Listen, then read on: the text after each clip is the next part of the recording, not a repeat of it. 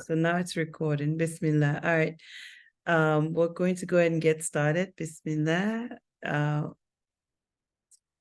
Wassalatu wassalamu ala rasulullah wa ala alihi ashabi ajma'in. A'udhu billahi minash shaitanir rajim. Bismillahir rahmanir rahim.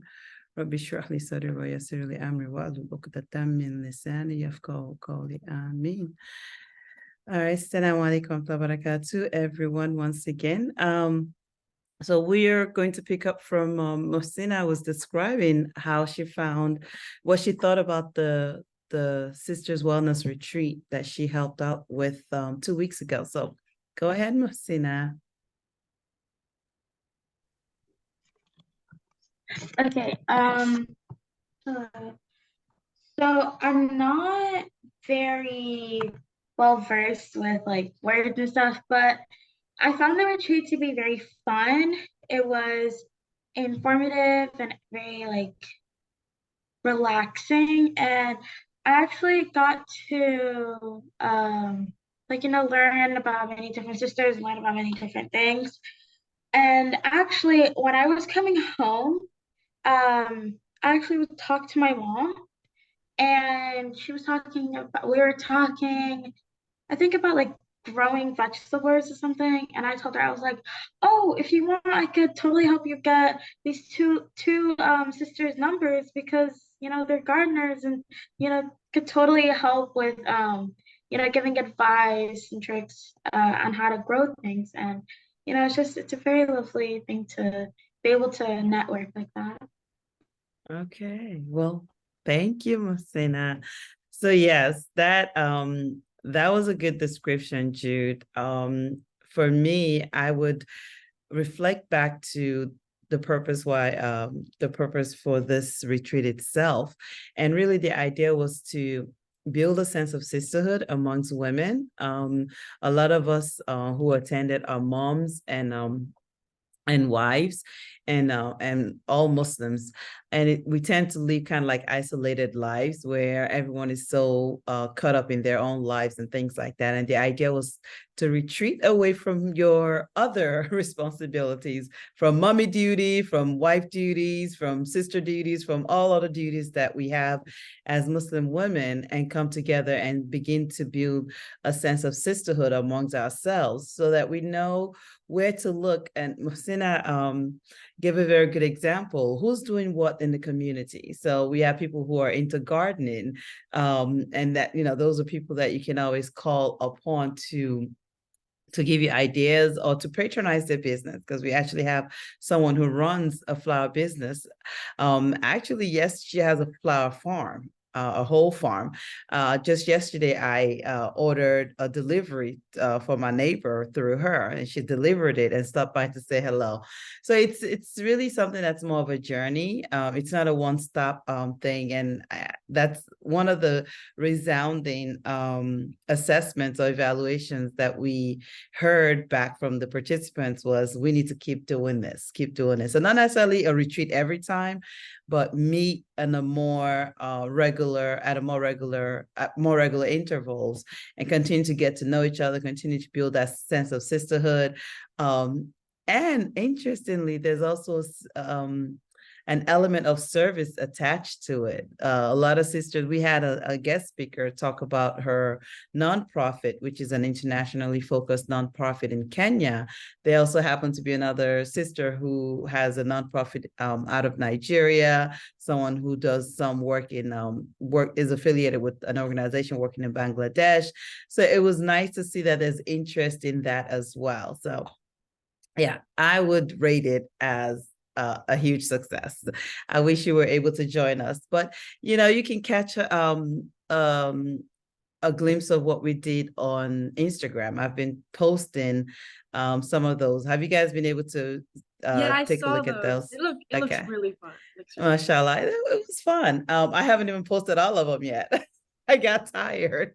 I posted on my personal Instagram that I needed a retreat after the retreat because I was just spent. It was a lot of work. We had some good support.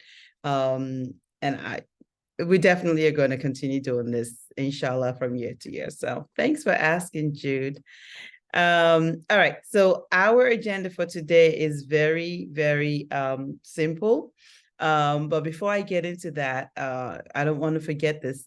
I didn't get a chance to send you all any kind of tasks um from last week, but there was really nothing to task you with. At this point, I'm shifting gears to the community field day.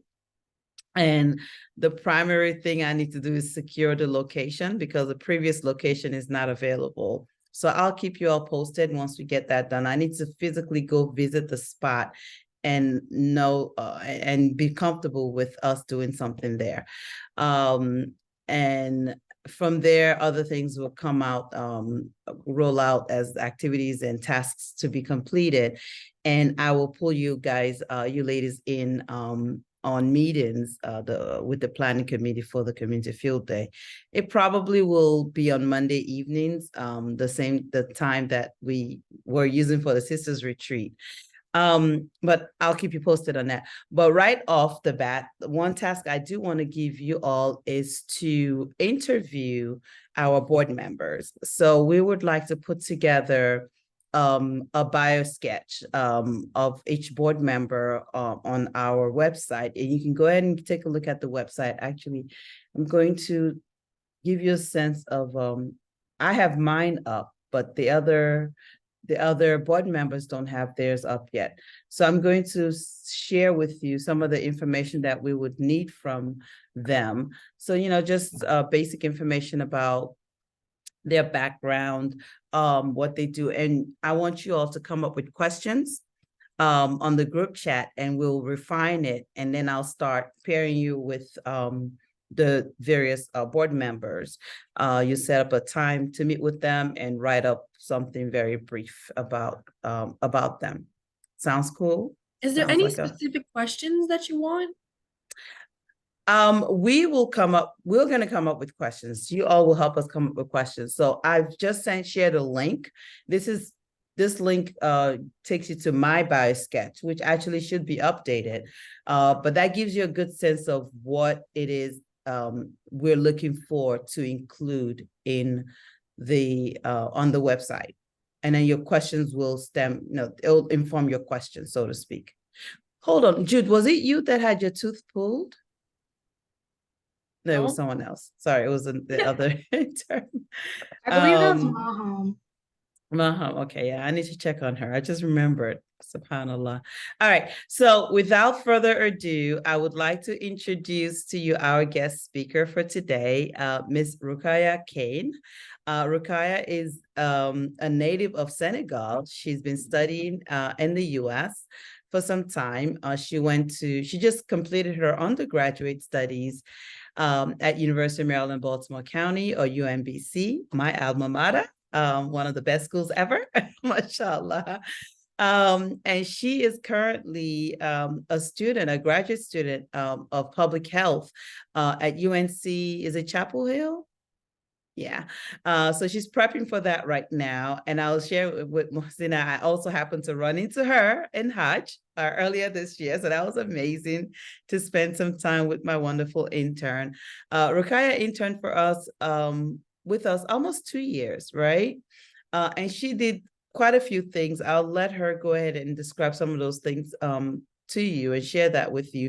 But I really want her to share her experience as a college student. That's one of the things I really want to be able to offer you all as high school interns. And I know you are aspiring to go to colleges and universities in about a year or two, inshallah. So just wanted to give you the opportunity to pick her brain. She'll share some information about her background, her studies, what it's like to go through that whole ringer of just studying, what it's like to be a Muslima on campus, for example, if there's anything to notable about that, and what life is like right now, because you're in a different phase of your life right now, I would imagine. So go ahead and you can unmute yourself, Rokhaya, and welcome.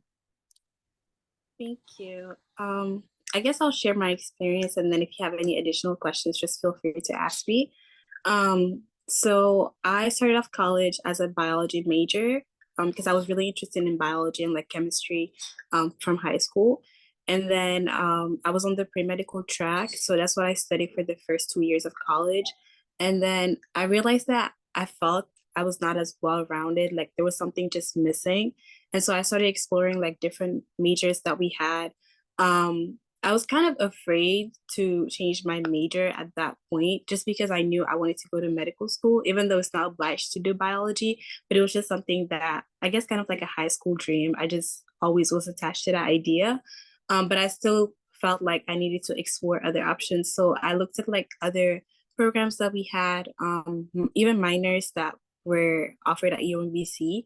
And so that's when I came across a program that was called Social Dimensions of Health. So basically, that is looking at health in a different perspective, not just focusing on like the medicine side, but kind of like sociology, anthropology, and how all those fields come into medicine.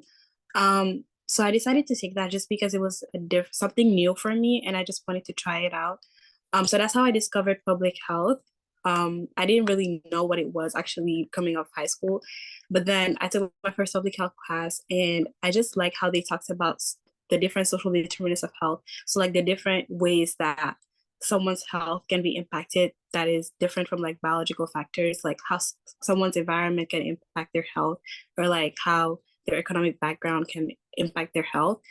So that's how I discovered public health, and I decided to add it on as a major. So I double majored in college. It was a great experience. I felt like I was much more well-rounded.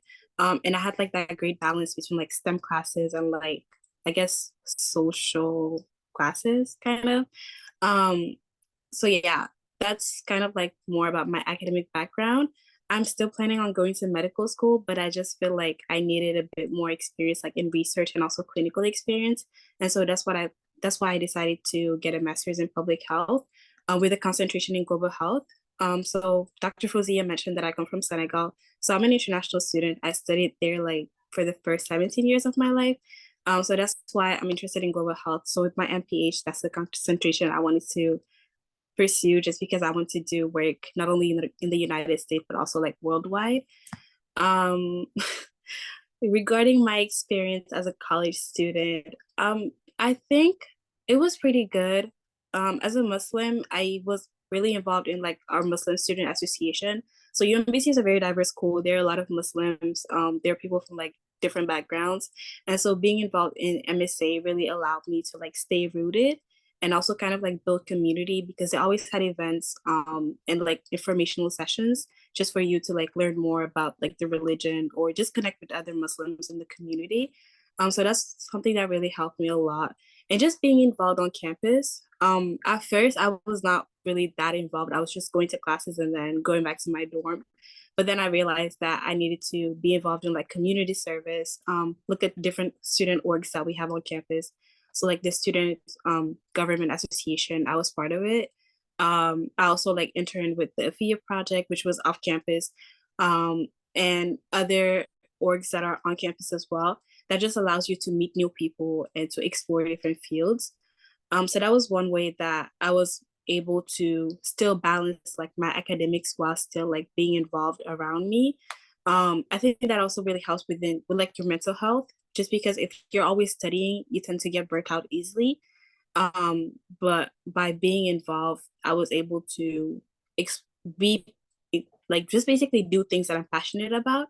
And so it was kind of like not a break from like, I guess, school, but it just created that balance which I needed. And then life right now, it's pretty interesting. I mean, I feel like I'm still in school. So it's like, it's not that different from college yet, just because I know, oh, I'm about to go to classes and then do research. But I'm still like trying to find that right balance because technically you're an adult, like it's not like college anymore. But yeah, so I'm still trying to find the balance. I didn't start classes yet. I didn't start my research yet. So everything is still like kind of being decided so far, but I'm just trusting Allah's plan, and inshallah, I know everything will turn out fine. Inshallah. Thanks for sharing that. So any questions from you all? Mohsina, Jude? Thank you for sharing about your experiences. Um, I I don't know what to say, but thank you for sharing. One question that I do have, and I've actually had since Dr. Fozia told us that we were going to be having a discussion with a former uh, intern, is what kind of activities or work did you do with the off-year project, and what would you say you think we should expect? And I don't know, like give us some like ideas or tips that you followed while interning. So with the FIA project, there are different ways that you can get involved. I think my work has changed like for my during my 2 years. So at first I was mostly doing like kind of like helping with designing posts for our Instagram. That's what I did like for the first few months that I was here. And then when the out of school clubs opened up, I became lead for one of them. So I was leading the out of school clubs with another intern, and basically we led sessions on like financial literacy, smart goals, and different topics that we felt like was useful that are not necessarily taught in school that the students could benefit from. Like also it also depended on time of the year. So like during Ramadan, we kind of like catered to that and talked about how to set smart goals for Ramadan and stuff like that. Um, and then I was also involved with any like activities that we or events I should say that we had. For example, I volunteered for the community field day. Um, and I think I helped out with the Sisters Wellness Retreat, like online, of course. Um, and some of the yeah, I already said the posts that we had. So basically, that was my work with the FIA project. I think one of the things that I liked about it is that you can always change depending on like your workload. So if there's a time of the year where you feel like you can't take on that much, you can volunteer for like something that you feel like you would have time for. And then if you have more time, you can always ask, like take initiatives and always ask for more. um and yeah, it just depends on like what you're interested in. If you're interested in mental health, I know at one point I was working on some of like the wellness stuff that we had. So if you're interested in with mental health, you can focus on that. Or if you're interested in maternal child health, I also did that at one point. I think we're working on a blog for like doulas. So it's very like versatile, and yeah, it really it's very flexible, I would say. I have a couple of questions. First of all, congratulations with all your achievements and everything like that. But I know some people who want to go to college undecided. Do you think, in your opinion, is that a smart move? Is that a dangerous move? What do you think? um I think if you have no idea at all like what to do, then it is a smart move. Um, for me, for example, I knew that I was interested in biology, so that's why I decided to go with that. But I have like friends who decided to go undecided, and then up until like their sophomore year, that's when they picked a major. I feel like I would do undecided if I literally had like no idea at all like what I wanted to do. But if you do have some idea, like if you think you are interested in STEM, I would suggest just picking a STEM major and then taking like different classes your freshman year. So you don't necessarily in college, basically you choose what classes you want to take those first years. So you could pick, for example, a public health class, a sociology class, like different fields which you think you'll be interested in, like even if it's chemical engineering or like just one field that you never heard of, you can take those different classes. And it will still count towards your credit. It will still count towards like your electives as well. So I would really take advantage of that, like your freshman year, to kind of like explore different fields. Um, and then yeah, go on from that. All right, thank you. So for University of Maryland, is it mostly like large lectures, smaller classes, or does it depend on the course? So for UMBC, it depended on the course. Usually STEM classes, the first years, like freshman year and sophomore year, it was large classes. Just because those are like the introductory classes that everyone has to take. But then as you move up, those are like electives. So for example, if you decide to study like there was a class on cancer or like neuroscience. If you decided to take something like that, it's only a few amount of students who would take that. So those classes are much smaller. So as you go up, your classes are going to be smaller. Public health classes tended to be smaller as well. I think it really depends on the field. Yeah. Okay. Yeah. So as a Muslim woman, Oh, yeah. you can go ahead. Okay, sorry. As a Muslim woman, having a dorm, my parents are kind of iffy on having a dorm. Do you think you feel Muslim woman having a dorm and there isn't a lot of problems with it? I dormed all 4 years of college. Actually, I didn't have any problems regarding that. Most of I lived in like our dorms. I only had one roommate. And she was not Muslim, but there was no problems with it. It's just like you have to set your expectations like from the beginning. Let them know, oh, I have to pray 5 times a day, or if you have to wake up for Fajr or whatever is going on, like that, like it could impact them. For example, if your alarm rings for Fajr, it might wake them up. Not necessarily, but it might. So those are things like you want to discuss like at the beginning. And they're usually very understanding. They don't have a problem with it. And then yeah, after on, I lived at it was like a 4-bedroom apartment, and I had my own room. And I think that also made it easier. Like you don't have to worry about necessarily you're free to practice your religion as you want. Like you don't really impact others in any way. So yeah, I only had I was also lucky, like my last 2 years of college, I lived with Muslims. So I think that's only a concern at the very beginning. Maybe your first year, you don't necessarily choose who your roommate is. So that's something that you would have to think about. But then as you go along, you will make Muslim friends so you can live with them, or you can also live alone. So I don't think there's any challenges like in terms of like living in college as a Muslim woman. It's pretty safe. I do understand it is a bit tricky to like convince your parents, but yeah, I think it was a nice experience for me at least. Thank you. If I can chime in really quickly, just hold that thought, Jude. I do want you to ask your next question. Interestingly, I happened to be right on UMBC campus right as September 11th happened, 2011. I had just moved to on-campus apartments. So what Rokhaya was just, no, that was my second year being on campus apartments, what Rokhaya described.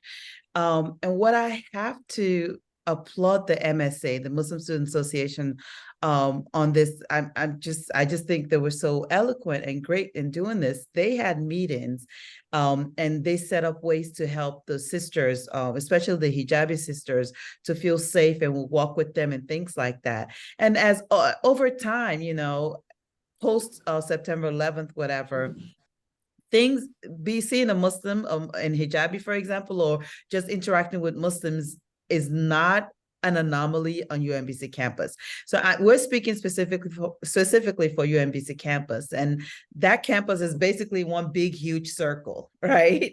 Definitely take out of it what we're kind of sharing with you. You really have to base it on that situation. Now, there are other colleges and campuses that are like in the city, like if you're talking about NYU, Columbia, they're bigger universities. So I can, as a mother, I can understand where your parents are coming from, because if I had daughters, I'd be like, I don't know.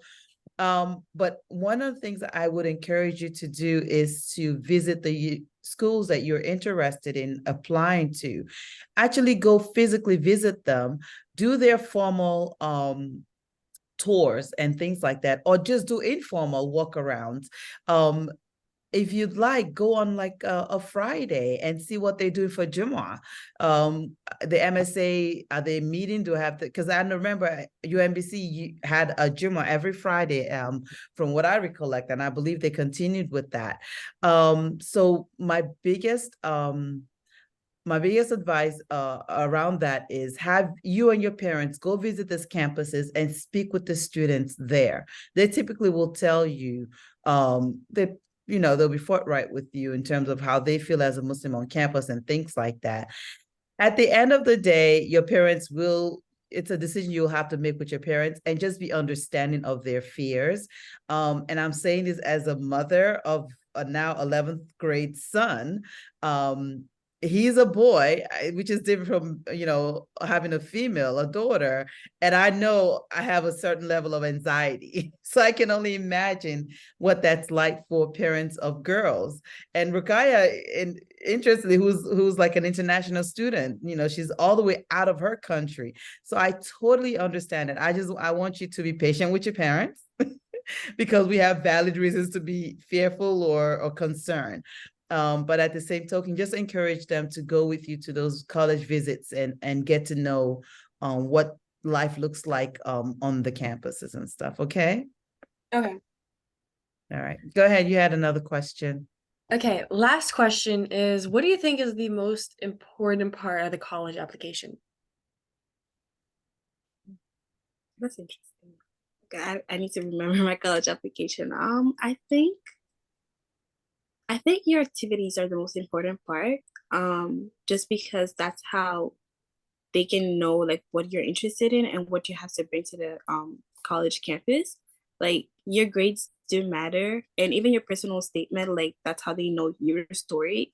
But really, it is your activities that support that personal statement that show them, okay, these are the things that I've done. These are the things I'm passionate about. So from that way, they can know like what do you have to offer, I guess, if that makes sense. I think even like for grad schools, that was one of the strongest, that was one of the most important parts of the grad school application, because it's the same thing where you have to like list out all the activities that you've done throughout your college years. So that's something that I really focused on, like what do I have to offer, if that makes sense. Yeah, that makes sense. Thank you. Yeah, and that's an excellent question again, Jude, because especially in light of a lot of universities doing away with or putting a pause on the SAT scores. Now you have to figure out how exactly do you shine? How exactly do you look? Do you separate yourself from the other applicants who are? And I think even now they're striking demographic information. So it's almost like you have to be able to show who you are, paint them a picture. With in ways that you need to become creative about. I would concur with Rokhaya. Your personal statement goes a long way. So the stories, you have to hone in your skills, your storytelling skills. Tell them a story where they can kind of like get a sense of, wow, I feel like I know this girl by the time they're done reading your personal statement. And your extracurricular activities, that's going to be, inshallah, one of the focuses that we have with our out of school club of students, the high school students this year. It goes a long way because they want to know, are you just a bookworm? All you do is read and study and get all A's? Or are you giving of your time to learn? Because when you volunteer, when you are part of an out of school club, you are expanding your horizons. You're learning, you're challenging yourself and also learning things that you would not have learned necessarily in the classroom. Leadership skills comes into place. Are you taking leadership positions in those clubs that you're part of? Are you going for practice? That shows them that you can be a disciplined person, right? If you have to show up X number of practices so that you don't get kicked off the team, you're committed to a team, you're able to make it on time and things like that. And also to some extent, working like part-time job positions and stuff. I personally don't necessarily recommend that high schoolers go get a job because I want them to focus more on their schoolwork and just volunteer time or do internships. But I would be remiss to mention that that's something that some college applicants also, I'm sorry, college those who are looking at your application, those are some of the things they look at. As you're saying that, I'm thinking of, I do have someone that I could possibly have come talk to you all, and she's a high school counselor. So maybe she has some nuggets she could possibly share with you all. That would be very useful. So I'm thinking about that. But yeah, thanks. Such great questions, Jude. Muhsina, anything else you'd like to ask Rokhaya? Not really. Jude really covered a lot of things. Some questions that were like in the back of my head, I had the idea of formulating them, but I couldn't come up with a question. So one question did come to mind. Um, Personally, when you when you talked about showing the colleges who we are and like making sure that we're not just a a bookworm a person who only gets A's. So I don't know, I felt like I'm kind of like that, but like kind of not. So, and I understand, like, definitely doing internships and volunteer opportunities is a good thing. The only thing is I haven't been doing them long, perhaps 6 months at best. So, would you believe that if I like apply since I'm a senior, I'm going to be applying this year, inshallah, would that be enough? Or like, I mean, I do have other things, such as my sports and the clubs, but I mean specifics for volunteering opportunities. Is there a way for me to build up more? Because I feel even if I start now, that's only about 3 months. So it may not show as much dedication to Um, volunteering. Mosina, don't minimize your involvement in the sports. That's huge dedication right there. So if you've been doing that, you are okay. Um, you can continue to volunteer with the AFIA project. And as you can see, it's something that can really work. If you didn't hear anything else that Rokhaya said, I hope you heard the fact about the fact that we're very flexible.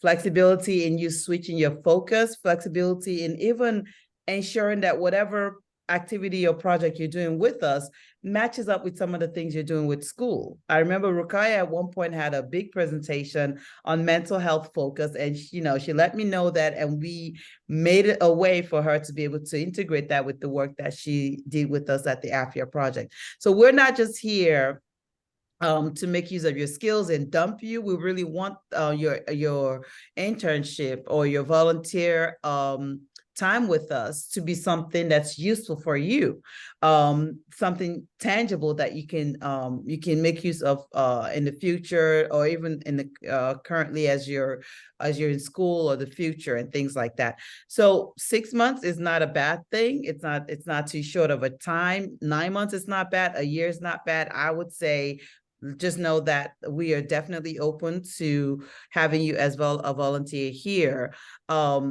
But don't minimize your current accomplishments.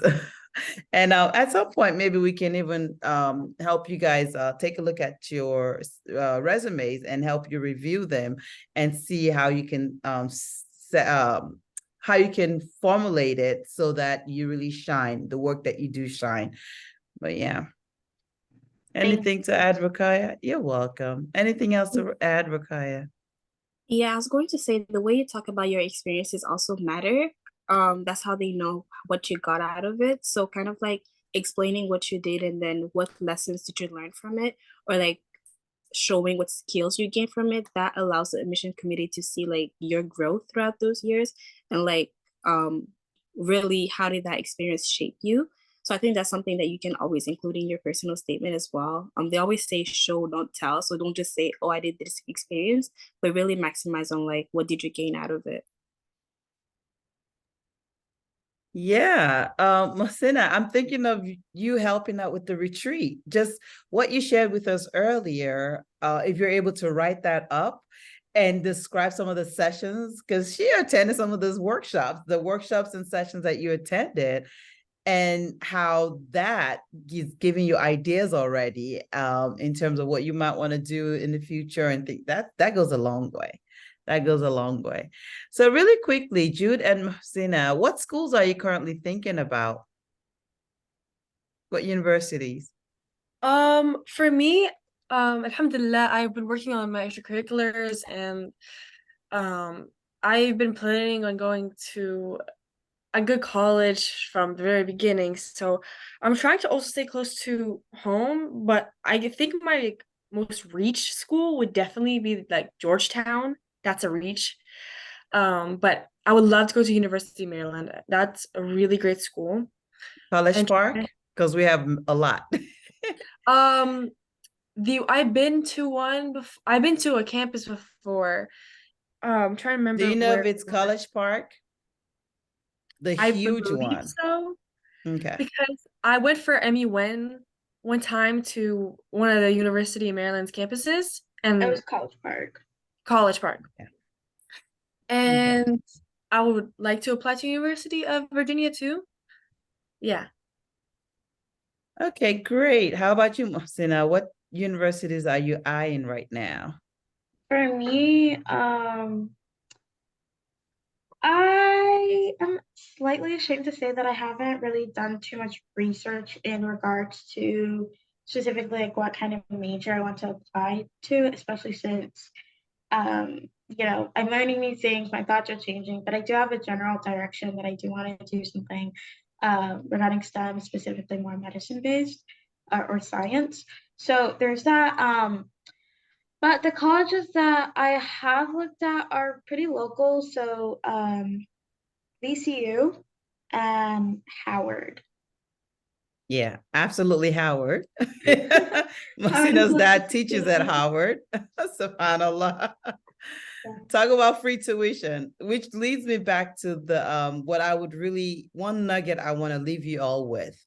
In your search for universities, I have there's an inside joke in my home where I tease my son. I said, Harvard or nothing, you got to get into Harvard, this and that.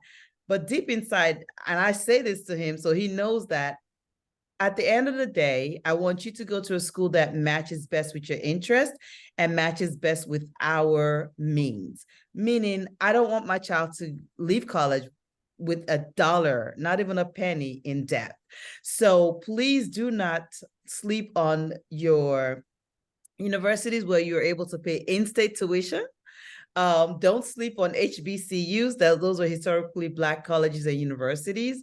They offer tons and tons of scholarships, and definitely get into the habit of looking for grants and scholarships so that you do not owe a penny after university. I cannot stress that enough. For you all, depending on, I don't know exactly what areas you might be interested in, but depending on your focus or your interest, some universities have special like accommodations for those who have that interest. So if it's a university that's maybe building their STEM department and they really want to start increasing the number of students in their STEM program, they might give you a full ride, or some universities, especially they do this especially at HBCUs, where if you're interested in like in medicine, you want to go to med school, they have a combined program where you can get your MD in like 6 years or something like that. So you basically are a medical school student almost from day one. Now, I don't want to pressure you to know exactly what you're going to do from day one. Not everyone is at that level. Not everyone is ready for that. But just know that there are different options when you're thinking about decisions for your medical or for your colleges and universities. Always think about the cost of it as well. And I'm not saying go to the cheapest school, but go to the school that would help you leave college and university debt free. And there are other, always options. You could get into GW or Georgetown or Harvard or Johns Hopkins with a full ride. Those are still possible as well. Just always keep that in mind as something that you want to take care of. Another question that Jude asked earlier was about declaring your major from day one. Like Rokhaya said, I would like to sound off on that as well. It's fine not to know exactly what you want to do. As much as possible, try to explore. Especially your first semester, your first year, you're taking electives anyway, classes that you have to take regardless of your major. We all have to take English 101 unless you have like AP credits or IB credits to cover that. You have to take, certain level of math and things like that. So take the time to do that, but also join clubs.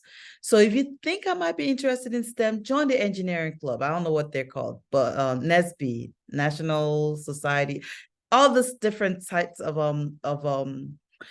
extracurricular activity. They count as extracurricular activity as well, except they're at the college level. Join them, talk to people, talk to professors. They're human beings. Set up appointments with them. If you think psychology might be your thing, set up an appointment with your Psych 101 professor and say, I'm just interested. I don't know what kind of psychology I want to do. I started undergrad also on the pre-med track, as Rokhaya shared with you all. I thought I was going to be a medical doctor. I was definitely on the way there. I changed my major also many times. I majored in biology at one point, biochemistry. I ended up with psychology and biology degrees. But that also took me like exploring to see. I did well in organic chemistry, but then I realized, do I really want to do this the rest of my life? Like looking at this. So I was like, biochemistry is not it for me.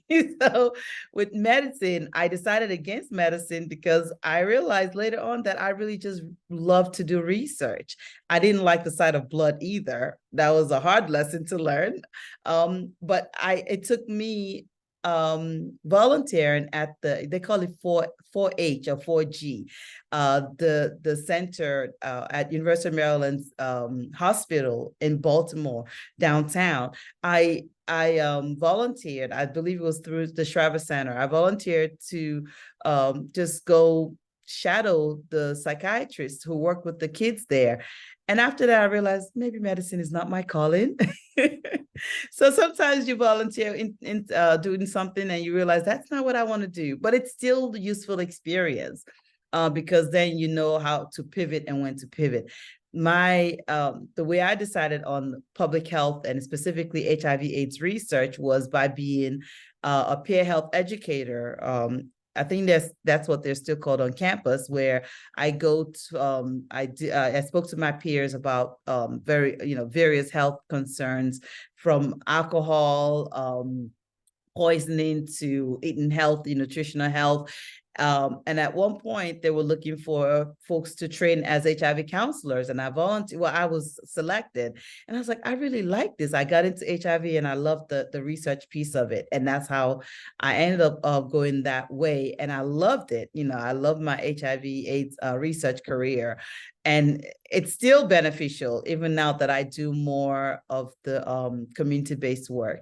So be open-minded, Jude. Don't completely close off these ideas. Be open-minded, be willing to search, and volunteering with an organization like the AFIA Project or any other project organizations out there will always help you either affirm that this is what I want to do, or go like, maybe this is not so much what I want to do, but it was a great experience. Just make the best of those experiences. And remember that those people you volunteer with tend to be the ones that help you write letters of recommendations. So you want to make sure that you make the very best of your time with those organizations. And so it's a win-win, even if you end up not, doing something completely different. Anything else to add to that, Rokhaya? Yes, I think the Career Center, they can also really help you like your freshman year and all throughout college. I know when I was deciding whether or not I should switch majors or if I should add on a public health major or like what exactly I was interested in, I booked a session. I think it was called Deciding Your Major, or like exploring different fields, something like that. And so I talked with one of the counselors there, and we kind of like talked about my interests, and she kind of oriented me with like what fields she think would be a good fit, or like what I should do next, what classes I should look into. They know the programs really well at the university you're attending. They know what they have to offer. So they're the best to really tell you like what places to look into, or even like if you're looking for research or internships, whatever you're looking for, you can just talk to them, and they have like they can direct you basically to the right like area where you should look into. Yep, excellent. All right, so any other questions from Mohsina and Jude? Nope, none. Thank you for answering. I'm good. Thank you, though. You are most welcome. Thank you so much, Rokhaya. Jazakallah khair for taking your time to chat with us. Hopefully we'll see a little bit of you with the AFIA project this year, but we're going to give you grace. We'll let you get settled with your new environment and school. But you can certainly count on us whenever you need us. We'll be here. So the two of you, inshallah, I'll follow up on text message with you all in terms of and I want us to just start coming up with those questions that you are going to use as interview guides, and then we'll finalize that, and I'll assign you to board members for you to interview in the next week or so.